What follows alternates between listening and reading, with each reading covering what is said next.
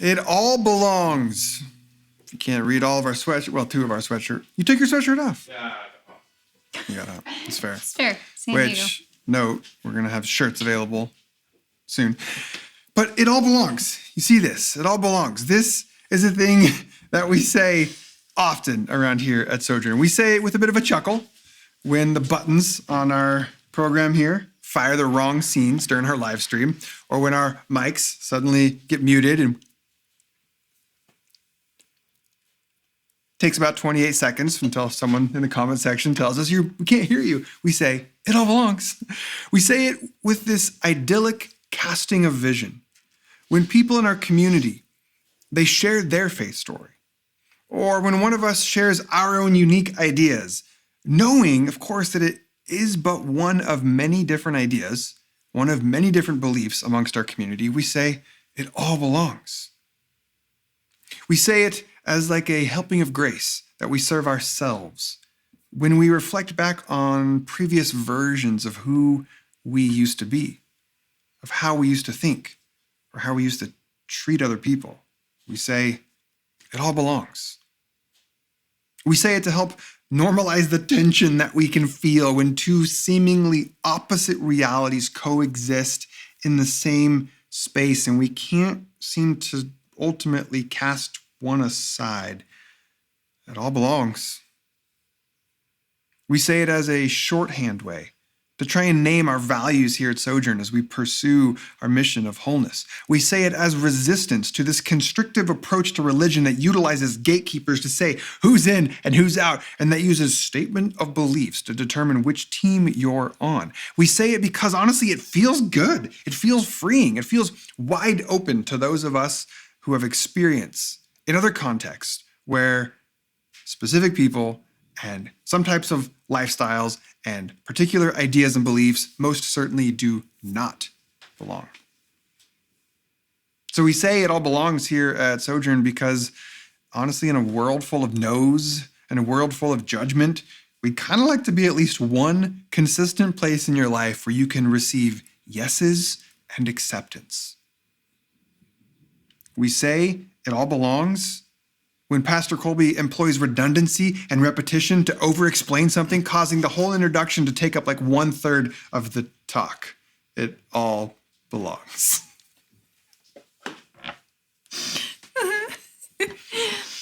We say it all belongs here because we're trying to be a community with an ethos of belonging.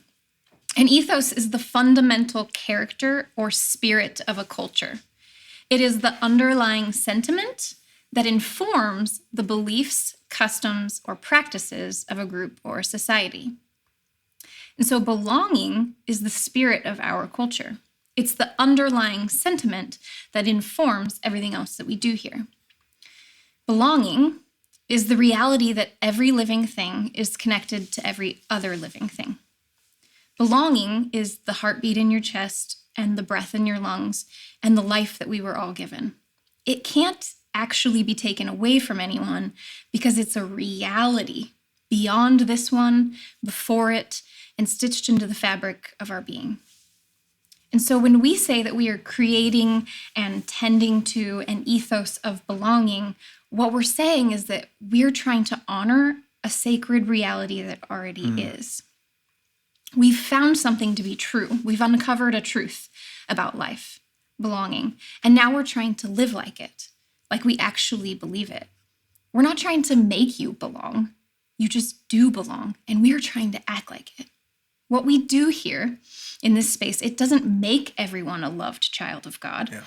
Everyone is a loved child of God, and we're trying to embody it, to speak it, to hold it, to value it, to agree with it, to make space for it in all of its many-layered, complicated, beautiful, terrible, wonderful expressions.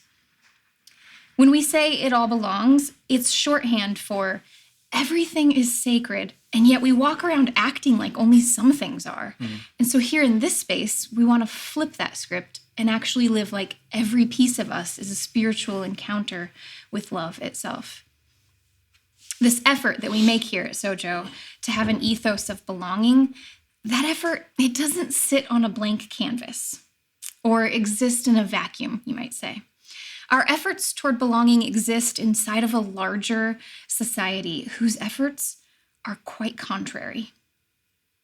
I think it's more than fair to say that America, for instance, doesn't have an ethos of belonging. I couldn't look at our country and say that the spirit of the culture is one of belonging. Yeah. I could not say of our nation, of its systems and its decision-making power, that the sentiment of belonging informs its customs, its practices, and beliefs. And so, when we gather here in this space and we casually throw out the sentiment, it all belongs, 100 times the service, we are actively and intentionally and powerfully working to abolish systems of unbelonging. And we are birthing entirely new worlds where everything and everyone is seen and honored for what it is, whole. So over the next few weeks, we're going to explore a bit and unpack a bit this phrase, it all belongs. I don't know how many weeks that is. We often don't like to commit to a number of weeks in our series because, well, who knows once we get into it, how many weeks it might take us to say a thing. But at least for this morning, for the next few minutes together, as we kick off this adventure into the series, Kate and I were brainstorming this week, and we got to thinking about some of what's going to be required from us. If we can be so bold as to use that word. Some of the things that'll be required of us as a community, as a collective, and individuals, if we are going to embody and practice this reality that Kate spoke of belonging. For if we want, quote, it all belongs to be our ethos here at Sojourn, if we want it to be the way in which we commit to holding this space for ourselves and for others, if you might say it is the song that we want to collectively sing, then there will be a handful of instruments that we'll need to pluck, smack, and blow. And maybe that's just the subtitle for the sermon series. Pluck, smack. Is that what you do with the various instruments? You pluck them, you smack them, you blow them? I don't think you're supposed to say that at church. It happened. It all belongs. So as we head here into communion here in a minute, Kate and I are going to share what we think are, you might call, the 6 instruments that we need to play, to pluck, smack, and blow, in order to play the song effectively of It All Belongs. And the first instrument, you might say, is this: forgiveness. Forgiveness. Living out this reality that it all belongs will require that we practice this art of forgiving. Forgiving others when they've hurt us, and forgiving ourselves when we have missed the mark. I think if we insist on holding on to past hurts, if we insist on holding on to past failures, which is what happens when we don't practice forgiveness, when we hold on to all this, then suddenly all this baggage, it takes up so much space that there's maybe not going to be any room left for the all in It All Belongs. Can you do that? Yeah. Next, the instrument of humility. Now, this word is so frustrating for so many of us, or maybe I'm just speaking for myself right now, but it's so frustrating for me because of the way that it was weaponized in so many of our spiritual communities growing up. Be humble, we were told. And we understood that this meant agree with everything the pastor says from the pulpit. Stay quiet no matter how hurt you are and no matter how much you notice someone else being hurt. This is not humility at all. No. An ethos of belonging requires humility because to be humble is to be aware of your interconnection to everything else. I love that. It's to know that you see but a picture of the whole. And if you want to see the whole, you have to allow others to show you what they see too, so you can add it to the glimpse that you're getting. This is humility, to hold space for being a part in order that you might see the whole. So good. Third instrument is patience. So an ethos where, by the way, are we doing ethos or ethos? I kind of go back and forth in my head. Does it matter? They're both completely acceptable. I looked it up. People they're interchangeable. And I say ethos and you I say both. It both. Yeah, you okay, do good. both. An ethos where everything belongs, it's going to require that we exercise patience. Because oftentimes there'll be feelings of discomfort in any context where you're trying to establish a culture of it all belonging. There's going to be discomfort. There's going to be discomfort.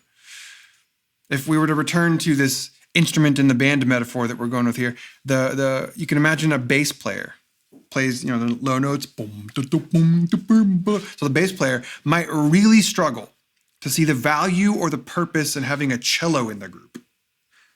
I already provide excellent low notes. Boom, boom, boom. Do we really need more? The bassist might ask. But if the bassist can hang in there long enough, if the bassist can be patient, they might eventually discover that a cellist doesn't just add one more redundant note to the low end. They add a different type of texture to that note and a fluidity between the notes, and it actually ends up complementing the bass. So patience says, even though right now I don't understand how this idea or that position or that thing or that person belongs, I am committed to this value in such a way that I will stick around, I will wait, I will listen, and I will learn. Patience. Next instrument, lightness. Joy and laughter and detachment from ego stories, an ability to hold loosely, a commitment to simplicity and ridiculousness and absurdity. In an ethos of belonging, heavy and light must be beautiful dance partners rather than the angry opponents like we sometimes treat them. Life is heavy and life is light. It takes intentionally inviting and noticing the light in a world this heavy. Fifth instrument, you might call understanding. Understanding, which is the effort to seek to understand those that we disagree with. This effort might be one of the best ways that we can use our energy in community. As long as we just sort of assume, I already know what other people believe and I already know why they believe what they believe, then extending this belonging to people different from us will perpetually be challenging. But as we move toward them with an open heart and with ears to listen, and as we try to understand who people are and why they are, this can create the necessary space for the all to belong. And last instrument, and my personal favorite, fire. Do you think you would pluck, smack, or blow fire? Oh, God. Okay. The effort to make, to create an ethos of belonging, it takes fire in our bellies. Because our efforts, like I said earlier, they sit inside a larger, more powerful society and system. And those societies and systems actively work against belonging. Our work to create belonging will have to include the fight against that which seeks separation, domination, supremacy, and everything else that is inherently antithetical to the truth of belonging.